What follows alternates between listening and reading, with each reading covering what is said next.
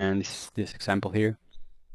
The other reason is on a randomly paired board, which is represented by the RO here, random hand will have at least trips on the flop 17% of the time as well. So that's basically why. Another interesting data is that given that a 30% range has already flop trips on, again, a randomly paired board, then another 30% range will have also flopped at least trips around 12% of the time. So it's not going to be that rare for two people to have trips, especially in a multi-way pot, and especially if they're putting in money. So while the 17% number is easy to remember, rank just matters way too much. And so here we have the trips plus frequency, so trips, full house, and quads frequency for these different type of paired boards. And obviously on the ace X type boards, then someone's gonna have trips or better, a third of the time. With this is all with a 30% range, not a random hand, obviously. So you can see how this goes down to about, I guess, 20% on the 10 or higher boards. And then in the medium boards, it's almost as the average 17, 16, and then 5 or lower really goes downhill all the way down to 6.4%. So as you can see here, it's 4 times more likely to have a trips on the King X type boards than on the Deuce X type boards, which means not that great to rep something on a 2-2x type board by racing, just because it's, first of all, pretty unlikely, and second of all, it's actually gonna be a deuce x with the x being higher, which is gonna mean a few things, and we're gonna take a look at that next, the different type of pair boards. So there's the small big and big small boards, and that's sort of what I was talking about right now. The big C boards are gonna be boards where the paired ranks are higher than the unpaired card. So ace 5, 10 7, 6 5 are all gonna be big small boards. And what this means is that trip hands are actually not gonna be drawing that as often. Obviously the ace king flop is a special distinction. But as long as there are overcards to the unpaired card available, then you're usually not gonna be in terrible shape. So yeah, overcards and kickers are gonna be pretty important, especially in boards like 10-10 deuce, where it's very unlikely for someone to have a boat on the flop. And so anyone with a 10 is gonna feel safe putting in money. An ace king 10 type hand is gonna feel like the nuts, while even a hand like 10 9 8 7 that's sort of dominated by the ace king 10 type hand is gonna feel pretty good about his hand. So that's how these boards are gonna play out, and what this means is that this is gonna increase action on these boards because people with bare trips are gonna be putting in more money compared to the next type of boards, I guess, which are the small big boards. So this is just the opposite, where the pair ranks are actually lower than the unpaired cards. So 3-3 jack, any board with 2-2x on it is obviously gonna be a small big board, which is actually why just hands with a deuce in them pre-flop just don't make not both. I think I heard Vanessa say that in a video a long time ago. Anyway, on small big boards, there's always going to be the risk of running into the nut boat and drawing practically dead, especially in multi-way pots where the unpaired card is going to be a Broadway, because people love playing Broadway pairs pre-flop. So this is going to slow the action down in general on these boards compared to the other ones. And trips are not going to be as happy, building a pot on these boards because they can be in pretty bad shape. Lastly, the other big difference is that blockers to the noteboard, or actually top pair as well, blockers to the noteboard are going to be more important, and both because they lower the frequency of the noteboard being out there, and because they offer, 2 outs versus some kind of overpairs or trips hands. moving on to the Pro Poker Tools Railroad. Here we're gonna talk about big, small boards first, and considering a 30% preflop range on these different big, small texture, I just wanted to point out a few things. So let's talk about the 663 and 887 boards. People are gonna have nothing on this board fairly often, although this nothing does include a bunch of open-ended straight draws and gutters. What I mainly want to talk about is the high frequency of overpairs. On pair boards, it's pretty frequent that people are gonna be calling at least one street with tens plus, just because especially if they have a draw, but even if they don't, it's very likely or somewhat likely they still have the best hand, especially with queens plus, and they do have two really strong almost not outs, so people don't really fold over pairs.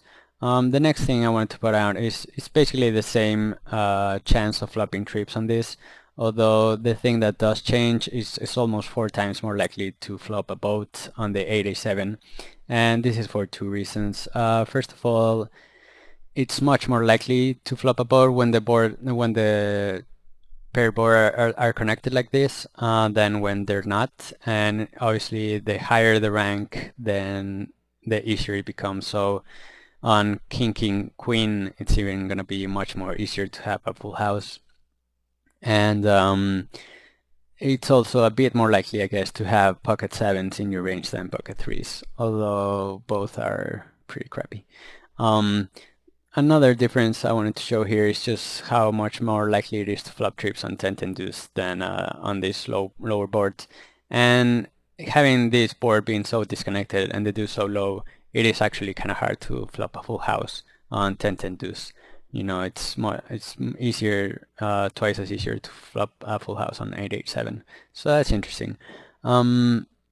And lastly, on king 9, obviously trips are gonna be easier as well than on the middle two boards. Not as easy as on tens, but some of these trips are also included in this really big chance of flopping a full house, 7.4%. And that's also just both because it's easier to have pocket nines in your preflop range than pocket sevens or any of these, and also it's easier to have king 9 than 10 deuce. So yeah, king 9 is pretty much more likely you're gonna run into a big hand there. So yeah, let's talk a little bit about stack off ranges on these boards. So I chose the 10-10 deuce board because it's a pretty pretty heavy board, just because it's easy to flop trips and it's easy to stack off with trips, because as we showed, it's really hard to have a full house there. So assuming everyone's going to be stacking off with just a 10 or the underboard within a 30% flop range, so this doesn't really include like super crappy 10s.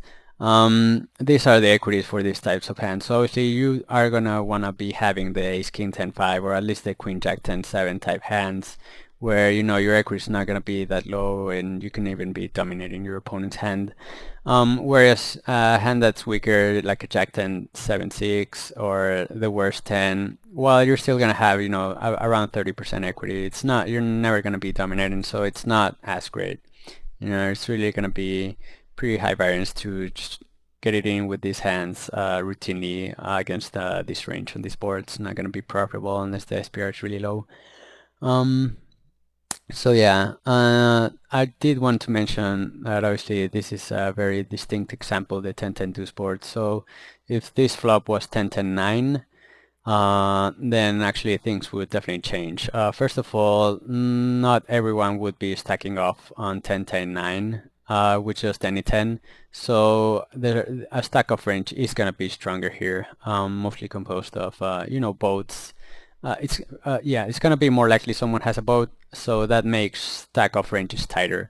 So a hand like ace king 10-5 is not going to have as much equity against that get it in range. You're probably not going to be below 40% equity though. And then it's just going to go downhill from there. On a 10-10-9 board, jack 10-7 is actually not going to be that great with just one overcard. And this hand is just going to be drawing that pretty often. And it's obviously going to be hugely dominated a bunch of the time as well. So it's not gonna be a great hand to have in that situation. Another way this could be worse if we had a pair in our hand. That's gonna decrease the chance we're gonna actually boat up. So if we have ace ace king 10, well, we're still okay getting in on a 10-10 deuce board. We're not gonna have as much equity against that getting in range. It's probably gonna decrease like it says here 10%, so 50 and then 30 and then the 10th 3-3-4 is gonna have like 20% equity, which is you shouldn't be playing the hand pre-flop anyway, but it's pretty trashy. And here just a worst case scenario I come up with is having like a 10-9-9-8 type hand against a boat with the 10 deuce and the 9-8 blocked, where we only have 7.2% equity. But that's somewhat of a cooler, I guess, but it will happen. Alright, so next up is the small big boards, and I basically want to point out just a few differences here. The first big difference is the fact that we can have top pair. We couldn't have top pair in the last type of boards. So, and it's actually not that hard to have top pair in these boards at all. So yeah, that's one of the main differences. The other difference is the full houses are actually going to be higher in general on these type of boards, the frequencies, I guess. Not all of them are going to be not boats, but the fact that some of there are actually makes trips, you know, a much less powerful hand on this type of boards. And it is pretty interesting that there's going to be more full houses on ace 8-8 king than on king king 9. Just because the bunch of combos of king king preflop. So yeah, I thought that was definitely interesting, and I did a bit more analysis on how likely the nut boat is on small big type flops, especially when the non-paired unpaired card is a Broadway. So we can see it goes from 2.5 when it's 10. This is per 30% range. So if it's just heads up, then it's not that huge of a deal. But in a multi-way pot, on a 3-way or 4-way pot, then you're definitely gonna run, especially it's against someone that gives you action, it's definitely gonna have a nut boat, you know, somewhat frequently.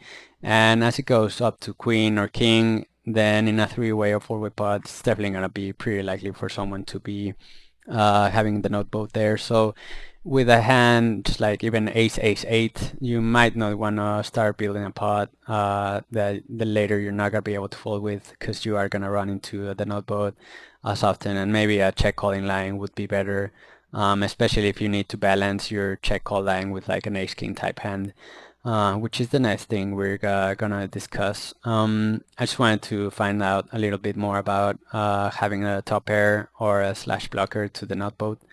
So on 8-8 king, having the ace king 10-7 will reduce the chance of kings, the nut boat being out there to 2.5% per 30 range. So it halves it, which is okay. And this is mainly going to be useful for I guess bluff catching decisions. You're not often going to be turning ace king into a bluff on 8-8 king, although you could, but it's usually not going to be necessary because it usually has enough showdown value that you're going to be bluff catching or even very thin value betting it against a really loose opponent.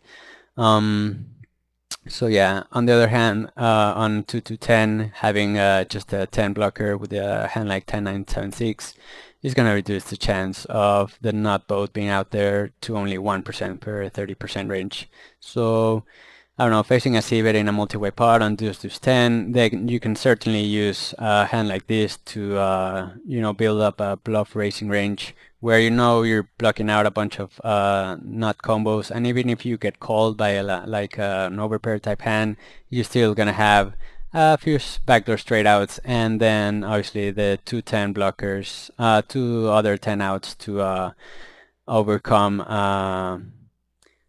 trips hand or an overpair type hand that's gonna continue against your race.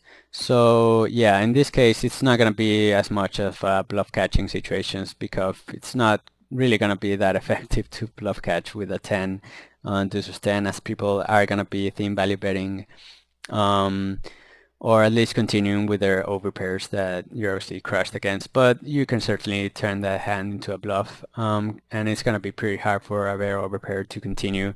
Knowing that it is possible you have the node boat, and even if you don't, you can certainly have some trip outs. So yeah, that's a main difference here I wanted to point out on how to you could use this information to play top pair or blocker. So now we're gonna take a look at some hands. All right, so all of the hands are from last month and 100 PLO. First hand, I'm on the bottom with decent kings. I just flat here. Probably just flatted to keep the big blind who I'm deep with in the pot, although I could still just probably just 3-bet this guy. He's not opening that wide, but I guess if he was opening like 30% or more, I would be much more inclined to 3-bet here. He's short, so it should be fine. I could probably still 3-bet here and it would be fine, but I just flatted. So we go 3-way to the flop, and it's a paired board with a 10-10-9. So obviously trips are pretty likely, especially when I don't have, you know, any 10s or stuff. But I think I can still probably call here against a c-bet. This guy does c-bet a lot, and the fact that he c-bets so small, I think I just can't fold with the flush draw and gutter and, you know, 2 not outs or somewhat close to not outs. So yeah, I don't think racing's that great of an option either. I definitely don't want to get it in against the 10 here. So I just call, and Panda also calls. And hand plays out pretty straightforward from now. The boat check, and I actually bet. I think I can go bigger, probably 18 or 20 would be a bit better. Their check calling ranges are not going to be that affected by my sizing, especially a small difference like that. But if I bet 20, I can get 4 extra BBs, which is great for my win rate. And yeah, what I wanted to talk about here is mainly his hand. Well, my flop decision is fairly standard, but his hand, fairly standard pre-flop as well. I think on the flop also pretty standard. He definitely doesn't really, I mean, he could check, but I think there's just way too much value in betting, just for value and protection. If we're going to be peeling with these types of hands, then betting is totally fine and kind of standard. The turn is actually a pretty interesting decision. Not a great turn for him, both because we can have, you know, we could have had the jack, queen jack straight draw, and we can now have the, you know, kings like I have here, or the king 10 type combo that didn't want to raise the flop, which I think would be a fine play by both of us. So overall, it's not a great card for him, but I think, you know, there's still enough a bunch of draws that didn't get there, and he should still be willing to go for thin value / protection on the turn. He still has a bunch of outs. If we do have a straight, it's not like we're gonna jam over him on the turn. And if he does bet like 15 or 14 bucks here, then he can still comfortably fold to a shove. That's probably just gonna be kings or king 10 or a slow play 10-9 type of hand on the flop. I don't think a straight is gonna be shoving the turn, or, you know, any other type of hand. So he checks, and I do bet, and it's kind of a tough decision here. I guess check calling is totally fine, although he's gonna be drawing dead a bunch of the time or close to it. He doesn't have enough overcards now against the 9 and the king, and yeah, the problem is I could also be just value betting a straight. So if so, and I definitely would bet a straight here against these two opponents. And so if I do have a straight, then he does have enough equity to call. So yeah, it's a close decision. I could even possibly be betting a non-straight type hand, just like a king with a gutter and a flush draw, or I don't know, some kind of hand like that, just for protection. Mainly because this guy was also in the pot already. So yeah, he calls, and I think that's fine. And the river, I think, is standard, just shoving to me, hoping to get value from a straight or something. Yeah. So yeah, it was mainly his decision on the flop and turn. I think just barreling, probably just bet folding a small amount is gonna be better overall than checking and giving us a free card, or going into check call mode where it's not really clear where he's at. So yeah, moving on to the next hand. It's gonna be a 6-way pot here, just complete with queens, fairly standard. Flop the everything with a 4 blocker, so it's really unlikely someone has a 4 here, both because the 4 is a low card and I have one of them. So I could lead here, but it looks way strong in a six-way pot, and no one's gonna have a 4 or anything, so I decided just slow play, maybe let someone catch up a bit. If the turn is like between a 5 and the jack, then someone might turn a boat in a 6-way pot. As is, push me slowly bets in a 6-way pot, and I definitely expect this to be somewhat of a strong hand. I think he would just never bet with air. Maybe the lightest he would bet would be some kind of overpair with a flush draw type hand that just wants to clear the field, knowing that it's really unlikely he gets a lot of action from a 4. So yeah. I think he mainly might bet a bit light to get position and clear the field, but he definitely does not have air. So I could check raise here, but I'm only gonna get value from a 4, and even then he would probably be smart, good enough to fold a 4 here against a check raise. So I think calling just very standard, and I want people to come along. The other thing this does, it might make my hand look like like a nut flush draw, and I might be here with a nut flush draw if I have something else to go with it, just because it's definitely unlikely for him to have 4. Actually, this guy is probably more likely he has a set of queens if I didn't have them. So yeah, maybe not. Probably wouldn't call with just like a bare nut flush draw, but a flush draw, not flush draw with a 4, or obviously a queen, or a kings or aces, then that would be somewhat standard check call, I think. So the flush comes on the turn.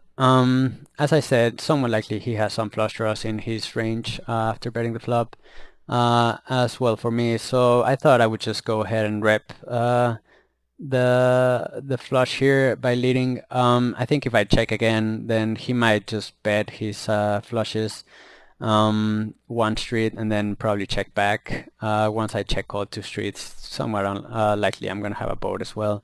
And I don't think he's gonna go for thin value bet even with the nut flush on the river. So I don't really like checking with these stack sizes, and I think leading serves the purpose of allowing me to balance this line with my nut flushes, where I'm definitely not gonna want to check call twice big, 2 big bets with a nut flush here.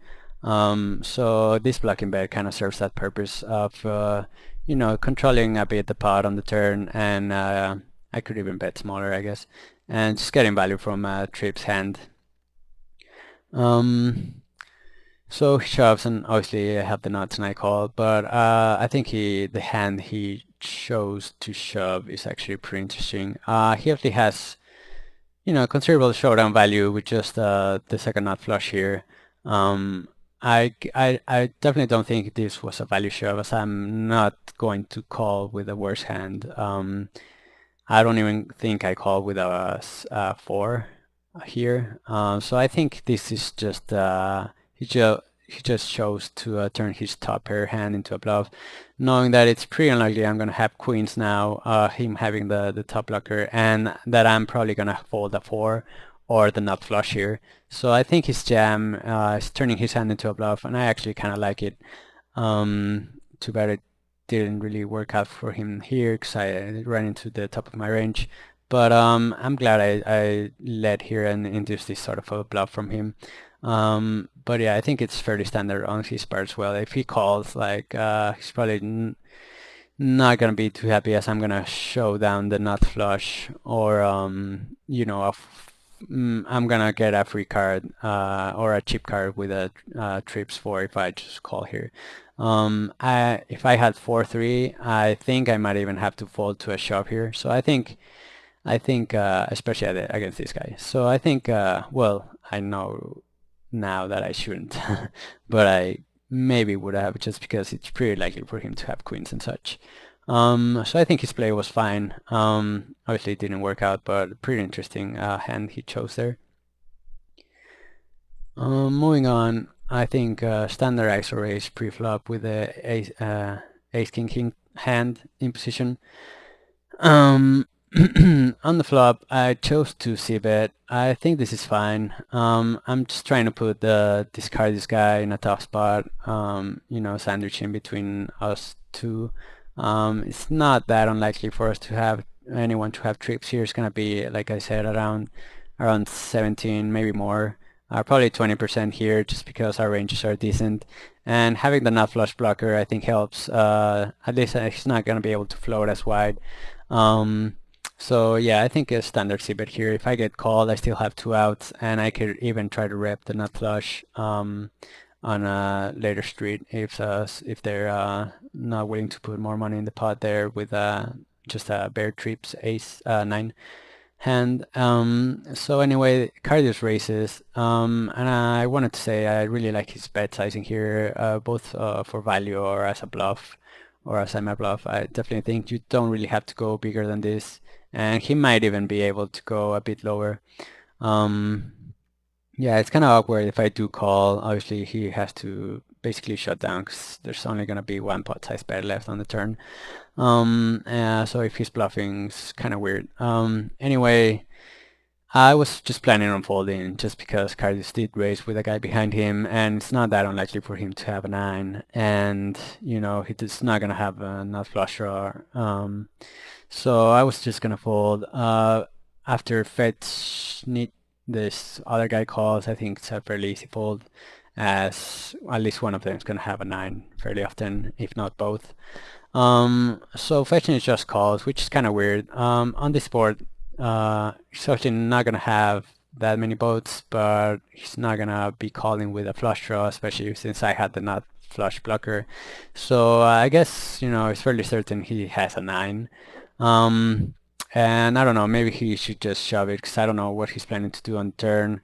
If a flush comes, or if he just doesn't boat up. I'm not sure what he was thinking, and I guess I'll just show the hands now instead of going through them after. So he just flats with a 9 with 3 overcards to the 4, which is gonna be, you know, not in bad shape against a better 9. As long as the other guy doesn't have a boat, he's still gonna have more than 30% equity, unless he has his sidecars blocked and dominated. So anyway, he just check calls, and the other card was actually semi-bluff racing with a non-nut draw with a bunch of backdoor straight draws, which I think is a pretty good move and a pretty good hand to be using on this board. So, you know, if I go up more against this guy, then I might start just check calling the flop and calling down light. Apparently he's not folding to c-bet, so c-betting is not going to be that effective. He's going to be floating and semi-bluff racing like he did here. So maybe check calling is going to be a better way to go about it. Although, you know, if I go into check call mode, then it's not that hard for him to balance his triple or double barreling spots, and I'm not going to be having an easy decision then either. But I do manage to kind of pot control a bit, and maybe he'll just not barrel that slide if he knows I'm sort of committed myself to calling at least 2 barrels. Anyway, as played, I think Cardius should definitely just check back the turn as he did. It's interesting though, because if he potted, then fetchnit, I think, would have had to fold his hand, although it seems kind of unlikely he will anyway. So yeah, on the river, fetch leads out on an ace flush. So obviously pretty likely he's gonna have a boat here. I'm trying not to be results oriented, but obviously the 8 and the 10 are the sidecars that are most gonna make boats with the 9s. And he's not gonna be leading out here with bare trips on a flush board, especially since he doesn't seem to be super aggressive and wouldn't serve much purpose, especially not for this sizing. So, you know, once he calls the flop, he's gonna have a boat somewhat often. And now with the 9-3, and now with the 8 on the river, and he leads. It's not that unlikely he's gonna be. It's just much more unlikely he's gonna be betting a bear trip. So I think Cardi should just fold the river here, especially with the Jack high flush. There just might be a way Fetinich actually value betting thing with the ace or king high flush. And if not, he's just certainly gonna have a boat there too often to make this a profitable call. Yeah, even getting almost 3-1, I don't think it's a profitable call. So next hand. Fairly standard raise from the cutoff again, and get a call from a really loose big blind, which I'm definitely happy about. So I see bet the flop. If I get check raise here, definitely not gonna be that happy. It doesn't seem to be that aggressive, and does fall to see bets a bunch. So in position, I think I can still just call, having overcards, and I don't really see any reason to re-raise the flop, especially in position. I'm gonna be fairly dominated often, and I don't really need to protect from any straight draws or anything. So most of the straight draws, straight cards that come in either fill me up or give me a straight myself. So that would be just a call in position. And I might have to fold the turn if like an overcard comes. If I get check raise on the flop and then queen or higher comes on the turn and he just bumps it, then probably a fold, unfortunately. But he just calls. The king turn is fine for me. Still obviously gonna barrel since he's gonna be check calling with a bunch of draws and somewhat worse tens, maybe some better tens as well, but as long as he doesn't check raise the turn, I'm gonna feel fairly confident about my hand, and I still think I get value and still might improve on the river. So I think betting in general is gonna be fine here. And now if I get check raise here, it's not the same as on the flop. And I'm probably just gonna have to fold because I'm drawing dead against a bigger part of his range, the king tens and the nut boats with the king. So yeah, I guess the check raise on the turn, I think it's a fairly standard bet fold against an opponent that's passive. And even against an aggressive opponent, it's not that unlikely for someone check calling the flop to have a 10 and then improve to a boat on that card. So yeah. Anyway, the river's a 4, and so he checks again, and I think I have the best hand here fairly often. The only way I don't is he slow played a 10-6 on the flop and then didn't want to check raise the flop, or he river a 10-4 type hand, or a random 6-6 or 4-4 type hand he had.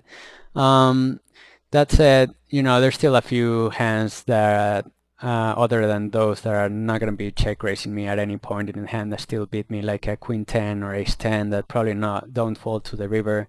So I don't know, I think value betting this would be a bit thin if I go for a big bet. However, I could still bet, especially against this opponent, like 10, even 15 bucks, and feel fine about it. I am gonna get value cards sometimes, but I think overall he might just call with like a king or a few of those worst tens, or he might even call with aces, queens, or jacks some of the time.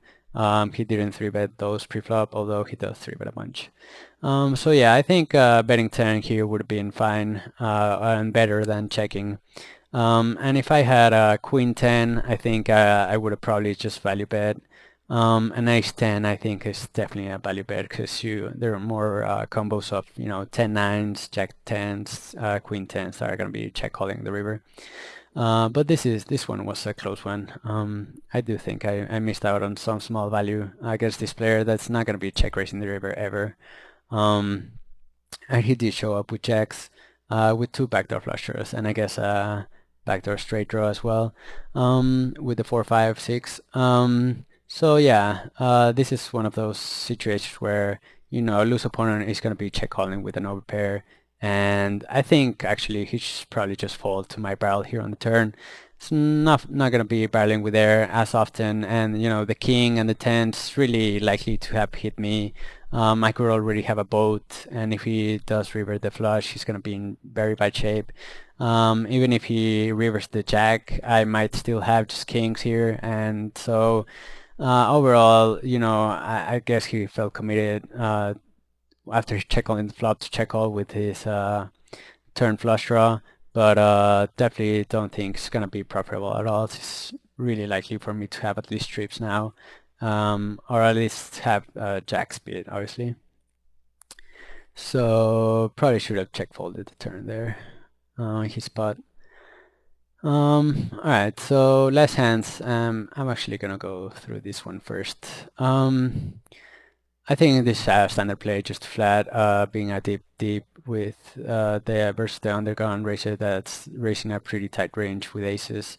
Flop trips with an ace high, and I hadn't really run that many sims on trip boards when I played this hand, or I hope I hadn't, because I make a pretty big mistake here. So first of all, it's somewhat likely someone's gonna have another trips hand here. I dominate most of them, and so I think leading here is okay. Obviously not happy when I get raised, which is actually what happened in this hand. But if you only get called, then I think it's fine. You can barrel the turn and maybe even the river if it's a safe card, and get value from like king, queen jacks, jack tens type hands that are not going to be raising the flop as often, but are going to be calling down light, or not light, are just going to be calling down just because of how this board's a big, small board. And so he, with a Jack 10, 9, 8 type hand, he's going to be drawing fairly live against even a Jack 6. So yeah, I think leading is fine. Obviously, check calling is also fine. Depends on what kind of opponents there are and what range you want to strengthen, I guess. But here I get raised. I didn't really have any reason. This guy seems to me, seems here he's pretty aggressive. But still, many people are not going to be racing as a bluff on this board, especially a deep and in position. There's not really much point. Since he's opening in such a tight range, he's going to have a bunch of overpairs that are always just going to be calling, and rarely going to be racing. So when he races here, I guess he's often going to have a really strong hand, probably not even king, queen, jack type hands. So probably with an ace kicker and trips and not that many. And having the pair in our hand just really hurts us. And if he does have the jack six, the combination of the pair in our hand and the five, that's not going to be a clean out or just an out at all. It's not really a good situation. So I got myself into a trouble spot here, and I think folding would have been the right decision against this guy who I don't really know much about, and just so how much trouble my hand is in. So yeah, I think folding would have been fine, and even flatting the flop might be better if he just slows down with his bluffs. Although I really don't think he's bluffing as often, just because of how I led into two players, and he still find a hand to raise me here. So yeah, he did show up with the nuts, and I had very few equity, and actually ended up jamming here, thinking that he might raise with a king jack 10 type hand or a king jack type hand, that I might have not been in bad shape. But obviously this hand didn't expect to be in his under the gun opening range, and it goes to show how stats aren't really you can't really trust them with a 40 hand sample or whatever. But yeah, just not a hand that I played that well, especially in a small pot like this one and being deep. I think I really made a mistake here. Alright, so last hand now. Fairly standard flat pre-flop from the big blind with kings and a three-way pot. Flop trips again, bottom trips on a small big board. Now this is a pretty different board as the last one. Two reasons. Obviously this one's more connected, much less likely someone's gonna have trips or a boat here, especially since owl doesn't really raise that light. On the cutoff, yeah, it's not that likely he's gonna have a 3 or anything. So yeah, and this guy is also short, so it's not as problematic to get it in against seductive here. Even with a pair, I'm still gonna have you know, overcards and still can be in good shape against some of his threes if he shoves like a 3-4-7 type hand or whatever. I'm still gonna be in good shape, in decent shape against him. So the other difference here is it's a two-tone board, so I could be leading some kind of flush draws here that I don't want to check call with, and I want to squeeze Owl out of the pot because he's not gonna have a three here often. Although I'm not gonna have a three here often either. Being having defender for the big blind. Anyway, I lead and I get a call, and he's seductive shoves here. I guess I have to call for sure. He's somewhat aggressive with this BP especially, so he might shove some nut flush draws with some gutters and stuff, some worse threes, and he's just not deep enough for me to fold, I think, especially with this money behind Owl. I don't think he's gonna just do anything weird if he shoves and I call. I don't think he's gonna shove or continue with just any hand that's not doesn't have me crushed. So I think calling if seductive shoves here would have been okay. Certainly not super excited about it though. But he folds and I will just flat. So his range, I guess, is gonna be a bunch of forward pairs, probably some of them with flush draws, and I just definitely don't think he's gonna have that many threes. Although most of his threes, he would just flat here with. I think he would also just flat with some of his sixes, although that's also pretty rare for him to have. But I do have it in the back of my mind just because it is a small big board, and I always have the note boat in the back of my mind. So I do turn the boat and the flush, which is obviously a great situation. If he has the flush, I don't expect him to fold it for one bet. So yeah, especially if I have the king blocker, you know, if he does happen to have the nut flush, I definitely don't expect him to fold. So I just barrel here, try and just not allowing him to check behind with some of his flushes and trying to pot control. Although I think he would just bet his flushes on the turn and then maybe check back the river if I call again, expecting me to check call with trips on the turn and then not check call with bear trips on the river on a flush board. So I think he would just go for one street of value on the turn there and then check back the river. So I'm not gonna allow him to do that, so I'm just gonna lead and two barrel here. If I get shoved on the turn, it's pretty close, and I think I might have to fold. Just because of how tight his shoving range is gonna be. I don't think he even shoves a 3-6 type hand. He probably just raises that on the flop some of the time to add in his bluff raising range. Expected me to fight back somewhat often, I guess, although probably not as often with him having seductive behind him. So yeah, anyway, I just barrel and he just calls again, which makes me feel confident about my hand, although he could still be slow playing, not both. On the river, interesting card. Obviously, the queen is actually not that great because he does fill up some of his overpair boats. So I think I'm definitely gonna bet for value here. With the queen and the king out there, I think he's gonna have the nut flush. Although I do think that my range for triple barreling is gonna seem a bit strong, so I don't think potting it is that great. I think he definitely finds a fold with his nut flushes if I pot it here. I do, however, think I could have maybe bet a bit more than this. This looks really valuey, but at the same time, I definitely don't expect him to fold the nut flush for this sizing, especially against me. I think I have a note on him that he thinks I barrel way too much. So I don't know, maybe a little bit bigger would have been better. And on the river, again, if he shoves, then I definitely think, you know, my range looks pretty strong by now. And he's never showing the nut flush, I don't think. So he's definitely going to have a boat here and probably better than my boat. So I think folding the river, even getting such good odds, would have been good if he shoved. As played, he just called with a jack high flush, which I think, you know, the flop is fairly standard by him to call there, especially sometimes, you know, just semi-bluffing with some kind of straight draw or, you know, other kind of stuff.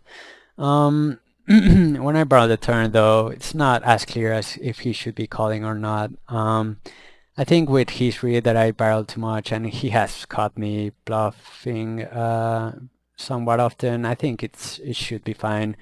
But once the river hits, and I bet this sizing, I might just be value betting a better flush than he's, knowing that he's not gonna have a bunch of boats, and again, getting 2.7 to 1. I think this might just be a fold. It's just really hard for me to be bluffing here for this icing, and it's kind of easy actually for me to have a boat here, especially after just barreling 3 times and into 2 players on the flop. So I think folding the river might have been better for him. And yeah, so anyway, just wanted to I hope this helped you guys understand some of the nuances in pair boards, and if you have any questions or comments, I'll be happy to answer them on forums. This is Oresto for thisiscrat.com.